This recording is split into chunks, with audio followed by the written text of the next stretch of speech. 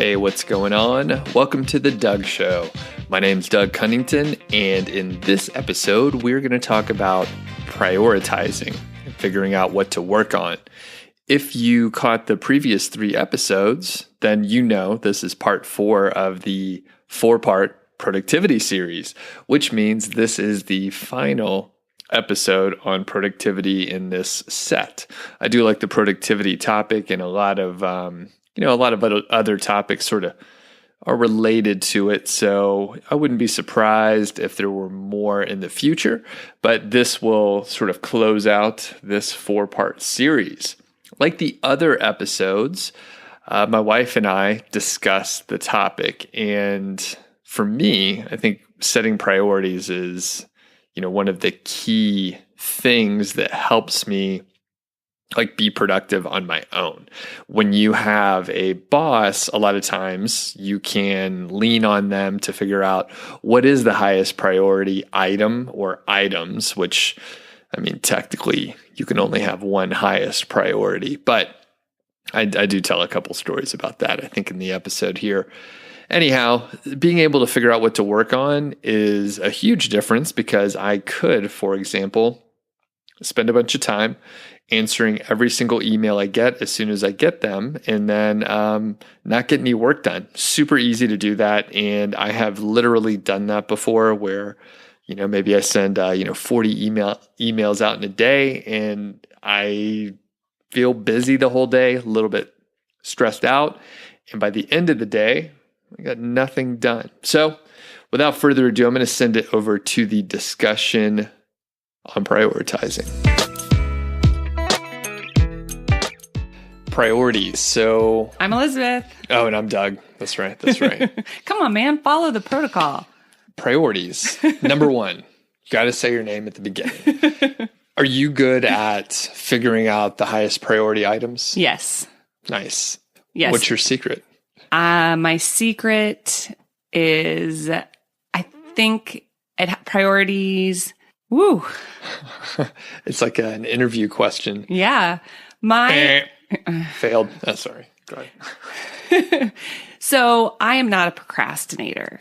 And I think that really helps when you're prioritizing, because if you are a procrastinator, there's always like a fire to put out, a fire drill. And then you're just scrambling and running around. So I'm kind of the, if you're early, you're on time. If you're on time, you're late type of person. So, I think that helps me prioritize. That Gotcha. Doesn't really answer the question, does it? No, we'll get more into it. That's a really hard question. I was just curious what you might say. So for me, I think I'm an okay prioritizer. So our last episode was about deep work and focus. And I think I'm okay at that. And I think I'm okay at prioritizing. The major issue that I have is actually related to the deep work aspect of it, where I can get distracted easily on things that shouldn't have a high priority, but they feel like they do. And that's where I sometimes have trouble. And if I can execute deep work well and focus, I can limit the distractions and thus work on the actual high priority items. One way I prioritize is I make a list. So when you have when I'm feeling overwhelmed and you have a lot of things in your head, and maybe they're bouncing around in your head, I need to do this, I need to do that, blah, blah, blah, blah, blah. That's taking up brain space. And so if I have a lot of things to do, I make sure I get them written down. I actually just this morning tore a piece of paper off of our fridge where I was keeping lists of stuff I needed to do and then crossing them off as I went. But I think you got to get it out of your head. Look, and maybe this is just me because I'm a visual person, but get it out of your head, get it on paper, and then you can see everything written down. And that helps. You figure out how to prioritize what you need to work on first, second, third. Yes. And I think I remember, it was right after we got married and I was overwhelmed with some work stuff. And I think I had some personal projects, some beer brewing things and judging. And I was there's just so much going on. And maybe I can't remember, but I'll just throw in a vacation. And we were we had all these plates spinning and I was like overwhelmed, and you're like, just list everything out and then you can work on it. And I was like, you don't understand, like whatever. You can imagine me doing that, right? Well, I remember the second part of that, but I don't, is this a real story? Yeah, right. Yeah. Wow. And I think you said, just list everything out. And I'm like, you don't understand. Like, it's way more complex. Like, you don't know all the things that I'm going through. And then I like wrote down the 15 things and I'm like, oh yeah, it's not so bad. You know? Nice. And so really, and I have, since I learned that piece of magic from you, I've done that over and over again. And basically, it always feels overwhelming, especially like I'll wake up in the middle of the night and my brain will start working on the problems, and it seems so like important and intense in the middle of the night. And then when I wake up, write the things down, I'm like, oh, that's not so bad. That's going to take some time, but it's okay. Further, I know it works really well. Even for other people that think that making a list isn't going to help. I've worked with probably a few dozen people on different like productivity sort of things. And yeah, really helpful just to get it out of their brain. And then after that, it's not as as intense, the stress, I guess. So we're kind of haphazardly going around, but writing things down, some people call it a brain dump. And yeesh, that's graphic. Right. It's a brain dump, and that's really helpful. But I can think of a couple times when in my corporate job where the priorities weren't clear and you end up with like misunderstandings and problems, like bigger problems than they should be. And I can think of one particular time, at least, and this happened multiple times, but I was on a team as a project manager. There were, several other project managers, and each one of us had some odd, 10 projects or something. And I remember we were going to be short on time and I needed to direct my team properly. And I asked my boss, hey, of these 10 projects, which one is the highest priority so I know where to begin? And then I assume there's one clear one. And she said, oh no, these are all high priority, which obviously means that none of them are high priority. They're all equal. So at that point, I'm like, well, maybe none of them are really high priority and I just can work on them in any order. I don't know if that was true or not, but if everything's high priority, then nothing is. I thought that story was going to go differently. And I was listening to you thinking, great point, Doug. You go, if you're confused, in the workplace, go to your superior, have them give you some direction.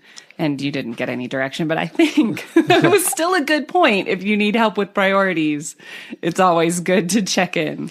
Right. And she was one of the busybody kind of folks who, even if we didn't have much to do, she would make it sound like we didn't have enough time and everything was high priority. And she would create like drama around things. So yes, if you I'm 90% sure I did the right thing to ask, like, okay, we're not going to have enough time. I need to direct my resources properly. What do you want me to do?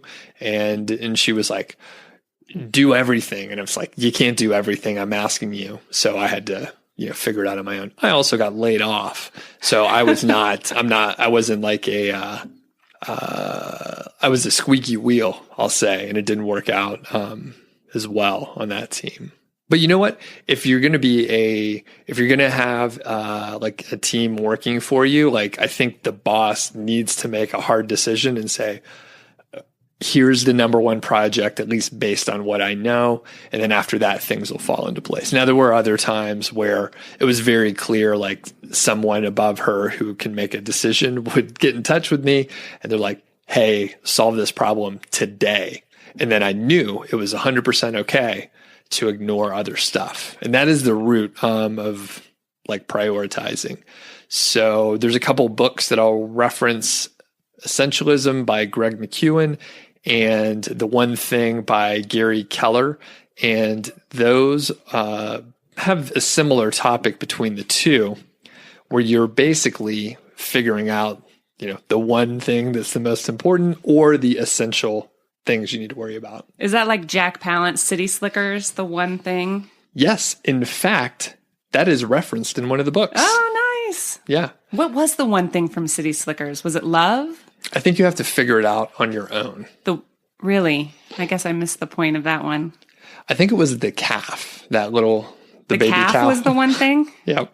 All right. I think you have to figure it out on your own. Yeah.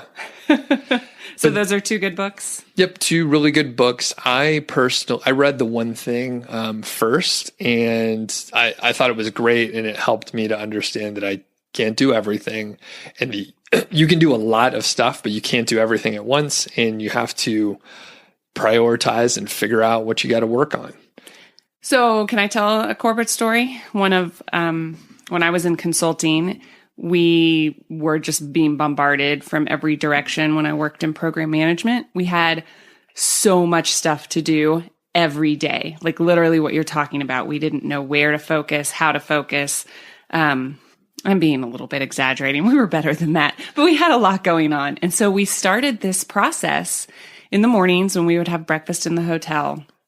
There were 3 of us on the team, and each one of us would say what were the 3 things we wanted to accomplish that day. And I think just the fact that we had to sit down and say it to each other made us think about our day and think, well, what is the top priority today? What do we need to do? And that helped us a lot. It was kind of a chaotic project, but like saying it to someone else, writing it down, thinking about it in advance, because you're right, we couldn't do everything. And so we had to pick. And we didn't have a real formalized way of picking. I mean, we kind of all agreed on it. Our manager would be like, yeah, we really need to get this done. Okay, well, we'll focus on that and not the thing I said. But that's one way we sort of helped to organize and prioritize our day on that project. And it was really helpful once we started doing that, I think, to sort of focus our efforts. Yeah. Are you familiar with the prioritization matrix? I always really liked that. I will tell you about it. I'm getting just a blank look. I bet Doug is. But you have 4 categories if you look at a box. And on one side, you have like critical, not critical. And then on the others, you have urgent and not urgent.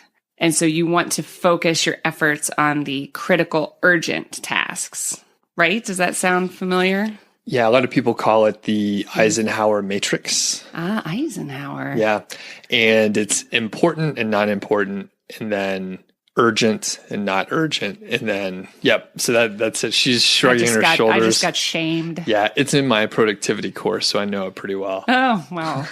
Yeah. And the key is there's some stuff that it's not important and it's not urgent and you shouldn't even do it. And those would be things like, the Facebook updates or something like that, or wasting time on social media where it's like, unless you need to unwind, which is okay. But if you're like in a work mode, you shouldn't be wasting time like looking up political posts on Facebook. Not a good use of your time. Not important, not critical.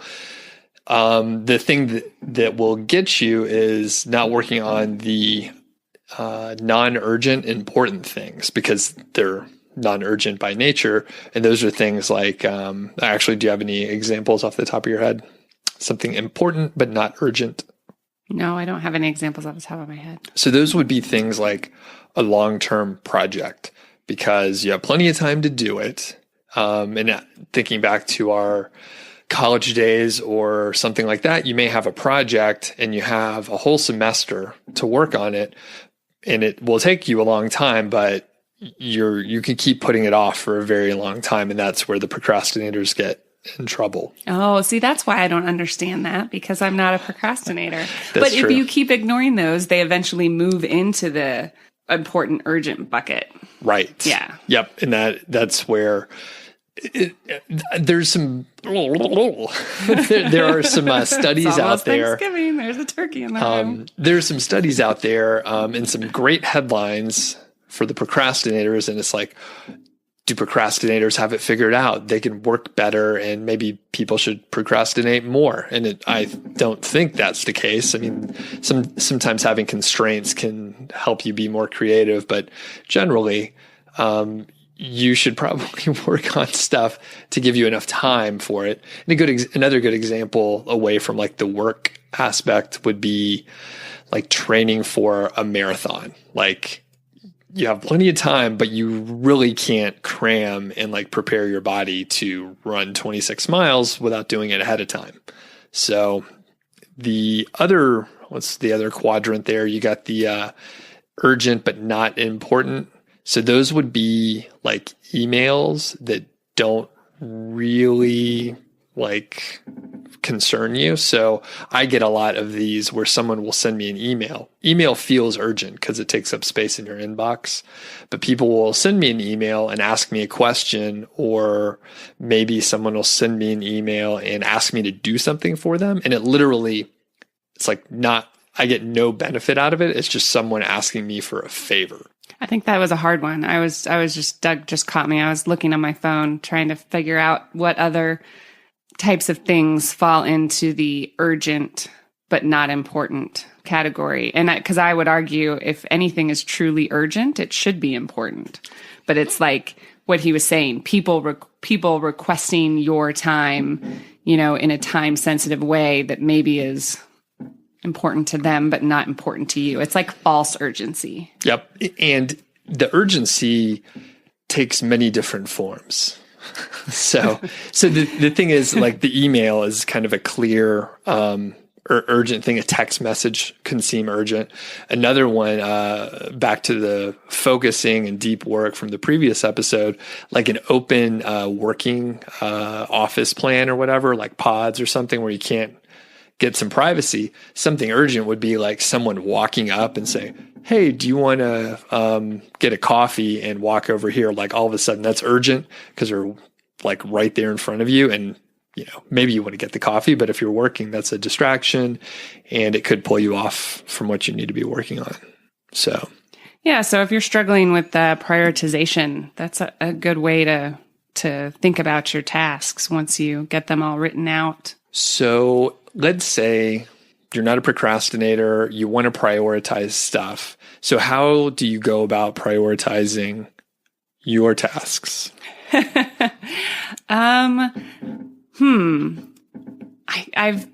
I'm so good at this and I've been doing it for so long. It's like how you ask a cat that they walk around so softly on their toes. They just do. No, I think it's usually if someone else is dependent on it, so if someone's waiting on me, if, like someone else needs to act on this information, that's one of the ways I prioritize.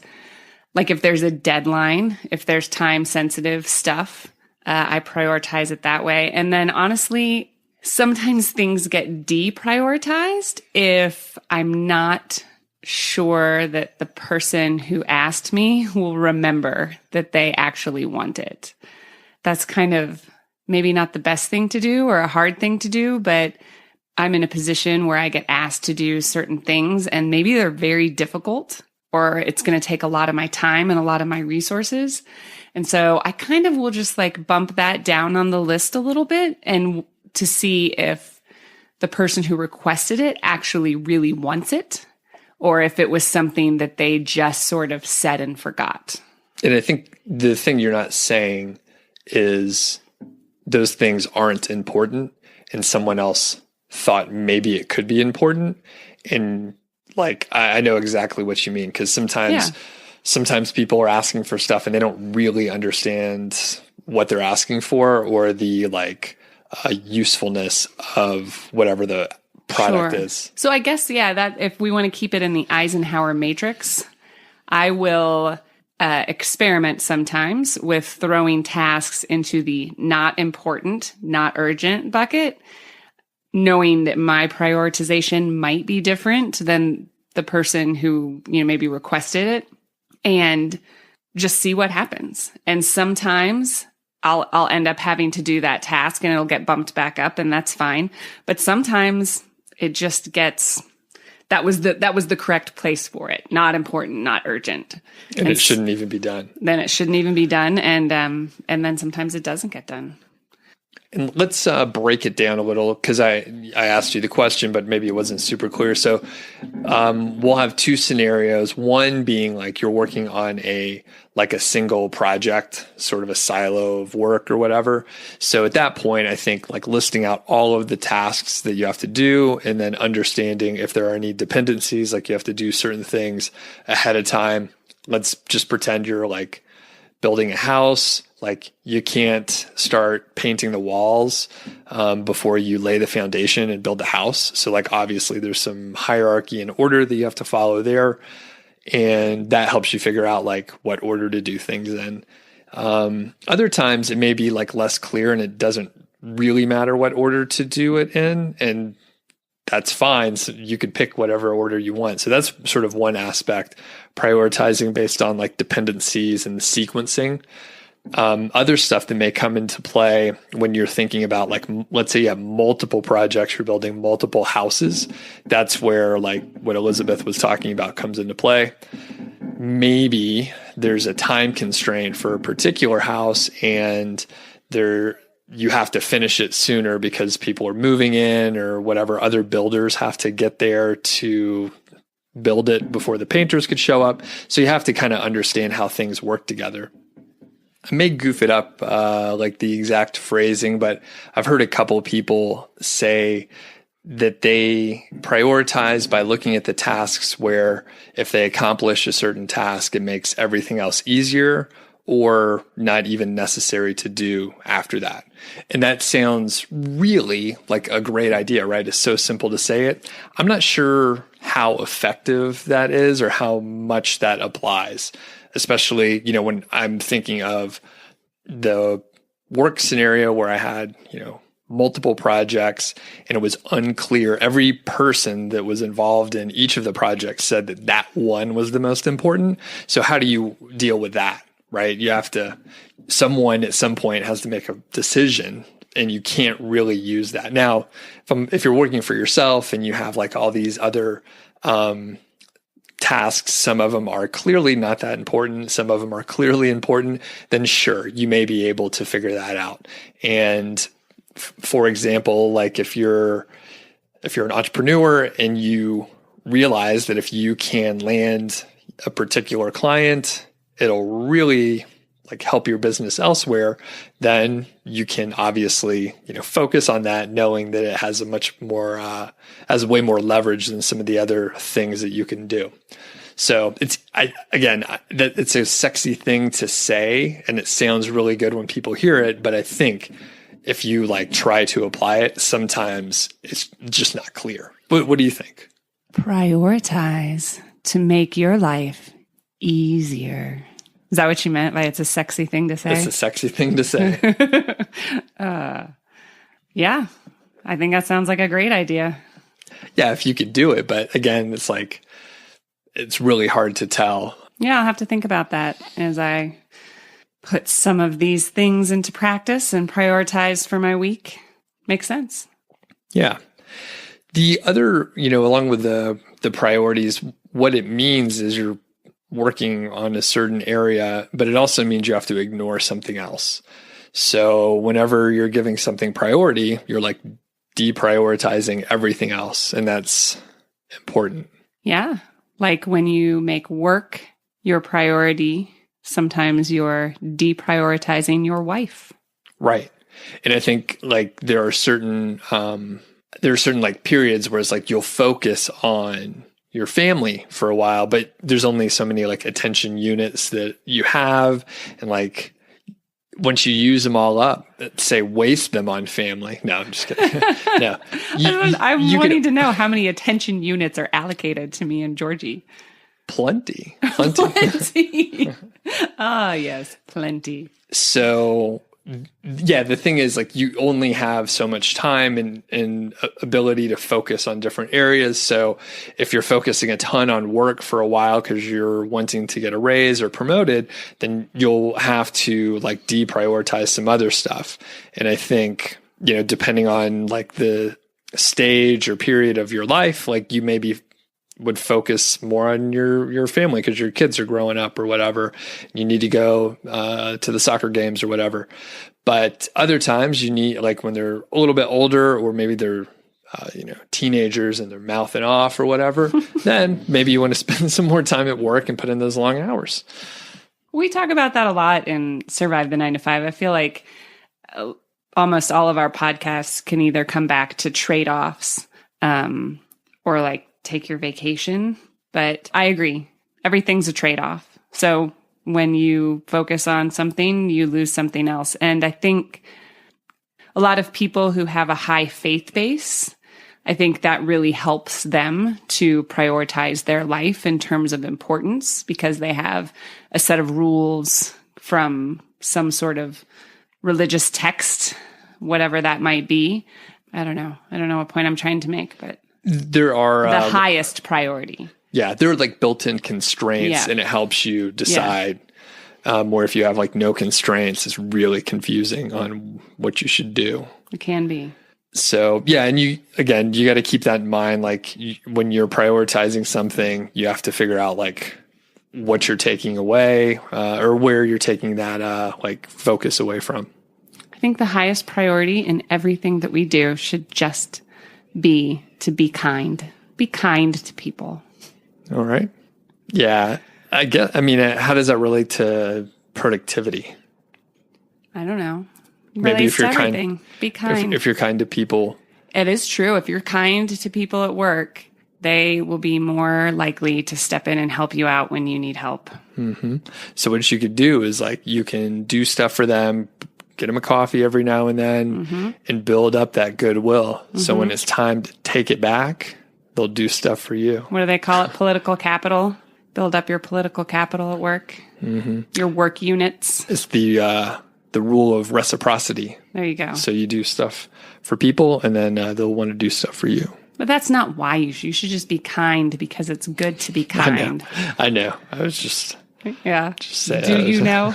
That's always a problem whenever, I know when Doug wants something from me, whatever that might be, because he gets a whole lot nicer. Like he'll be like, "Hey babe, how's your day going?" And I'm like, "What's happening here?" I get very suspicious immediately. I'm like, "What do you want?" I'm just kidding, a little bit. Do you agree? I don't think so. I don't think so. Well, that's what Georgie does too. Georgie, I call it fake love, where she'll come up to us and she'll snuggle in and act like she really likes us, but she's just buttering up because she wants us to throw the ball. And I'm like, this wasn't real. This was fake. She does that all day long. I want some real affection. Yep. All right. So any like other thoughts on prioritizing or figuring out like what you should work on if it's not clear? I think my last thought would be it's not a vacuum. So it's not just usually not just your opinion and what you think. If you're at work, as Doug said, you can talk to other people, other stakeholders to try and help you figure out what the priority is, but your work will most likely affect other people. So just keep that in mind. And same thing at home when you're talking about priorities at home. If you've got a family, you need to include them and take their opinions and feelings into account. And sometimes there's overlap, right? So if your boss needs you to work more over the weekend or the holidays, then you got to figure out like, is that higher priority than spending time with your family, or what you have to do? And I know for me at one point, maybe we talked about this in the episode on getting promoted and performance reviews, but there was a time when my bosses were asking me to work over the weekends and over like Christmas Eve and holidays and such. And I was a little bit of a team player in that I played along for a while, but when they were like, "Hey, can you just came up, can you work on Christmas Eve? And, we need you to stay and blah, blah, blah." And I was like, no, can't do that. So I took my own priority to be able to spend time with my family. And I took a little bit of a hit, but it turns out it really didn't matter in the long run.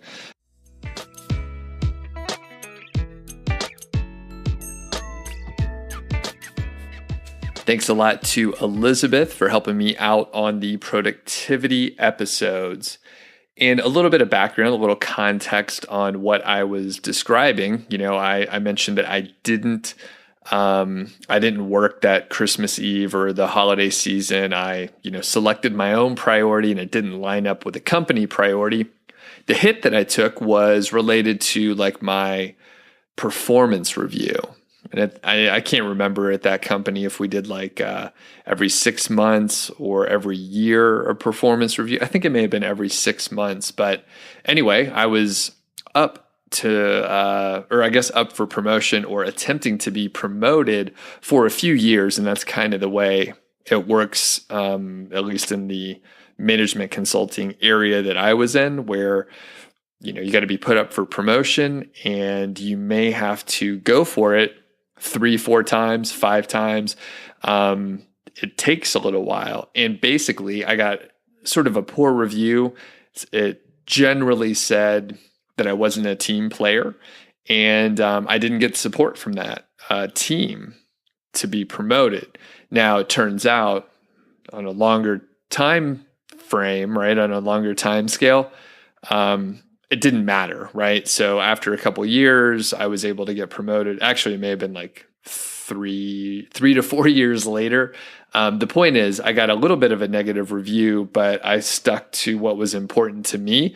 And I mean, really, when it came down to it, I didn't want to work on that team anymore because they were, I guess they were just, I don't know.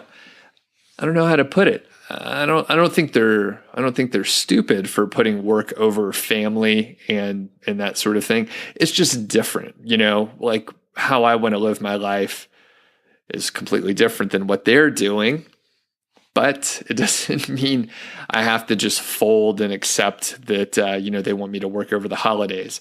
Anyway, it turned out to be just fine. And I was able to work at it, work hard at getting promoted and really understand what was important to get promoted.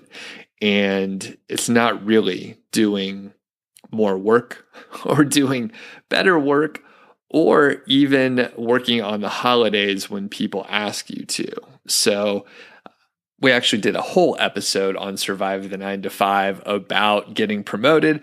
And I'll just give you the quick synopsis, which is you have to understand like how you are being promoted and what metrics are looked at and what is deemed important.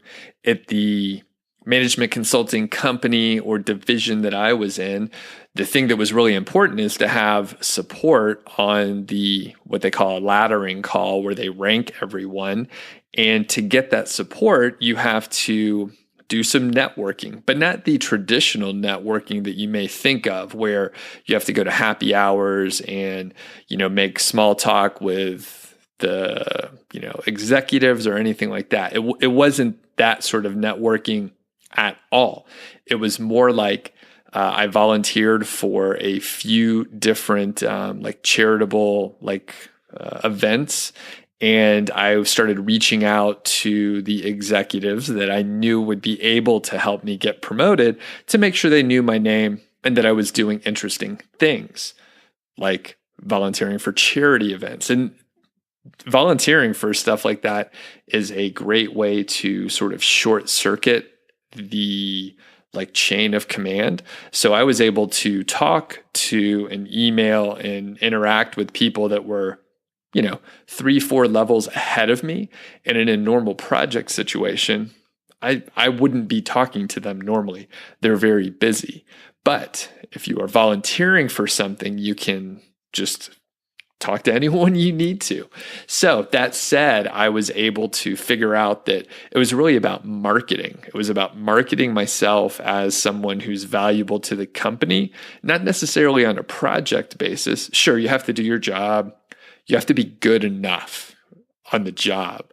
But if you're doing all the extra stuff, again, I'm just continuing to say the charitable events and stuff, those are the things where the overall company looks good to the community at large. And that is important. That, again, short circuits the process a little bit. So anyway, if you have any questions out there, please do contact me. You can leave a voicemail. There is a voicemail number in the description or the show notes, so you can just check that out. Leave me a message. If you prefer to write an email, feedback@doug.show. That goes straight to me. I get it right away. And in fact, either the very next episode or one after that, there will be a voicemail that someone sent in. It's our first one. Got a good question in there. And I think the voicemails are going to be pretty cool. So if you have a second or you have like a 1 minute or so, give me a call. Let me know where you're from. Ask your question, maybe leave me a compliment, tell me something, hey, that bald head of yours is so shiny. It looks really good with all those freckles, that sort of thing. I mean, I need encouragement too, just like anyone else. So on that note, I think we can call it an episode. Thanks a lot for tuning in for this episode. And do me a favor, tell a friend about The Doug Show. I would really appreciate it. Have a great day. We'll catch you next time.